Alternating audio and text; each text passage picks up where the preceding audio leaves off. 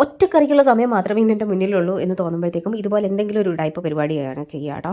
ഇതൊരു ചമ്മന്തിയാകും, വേറെ ഒരു സാധനങ്ങളും വേണ്ട, നമുക്ക് നല്ല ടേസ്റ്റി ആയിട്ട് കഴിക്കാൻ പറ്റും.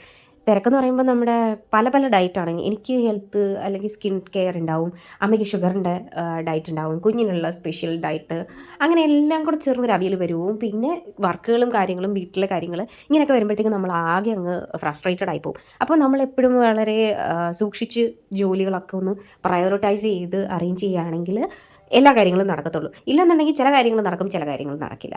ടേസ്റ്റ് വൈസ് കുഴപ്പമില്ലാത്ത നല്ല ടേസ്റ്റി ആയിട്ടുള്ള ഏതെങ്കിലും ഒരു കറിയിൽ ഒതുക്കിയത് കൊണ്ട് പ്രത്യേകിച്ചൊരു തെറ്റും ഇല്ല എന്നാണ് ഇപ്പോഴത്തെ എൻ്റെ കണ്ടുപിടുത്തം. ഇല്ലെങ്കിൽ ഈ അടുക്കളപ്പണി കഴിയാനൊന്നും പോകണില്ല. ഒന്ന് കഴിയുമ്പോഴത്തേക്കും വേറെ വരും. ഒരു 4 കൂട്ടാൻ ഉണ്ടാക്കുമ്പോഴത്തേക്കും 40 പാത്രം വരും. അങ്ങനെ കുറേ ഉണ്ട്. അപ്പോൾ നമ്മൾ ഫ്രീ ആയിട്ട് നിൽക്കുന്ന ദിവസം ഭയങ്കര ആർഭാടമായിട്ട് ഉണ്ടാക്കി, തിരക്കുള്ള ദിവസം ഇതുപോലൊരു ചമ്മന്തി ഉണ്ടെന്നുണ്ടെങ്കിൽ ടേസ്റ്റായിട്ട് കഴിക്കുകയും ചെയ്യാം. പക്ഷേ ഒരുപാട് പണിയൊന്നും ഉണ്ടാവില്ല. നമുക്ക് എല്ലാ കാര്യങ്ങളും വളരെ നീറ്റ് ആൻഡ് ക്ലിയർ ആയിട്ട് ചെയ്യാനായിട്ട്, പെർഫെക്റ്റ് ആയിട്ട് ചെയ്യാനായിട്ട് പറ്റും. ഡയറ്റ് ആയതോടുകൂടി ചോറ് ആർക്കും വേണ്ട, കൊച്ചിന് പോലും വേണ്ട. അപ്പോൾ പിന്നെ കറി എന്തിനധികം.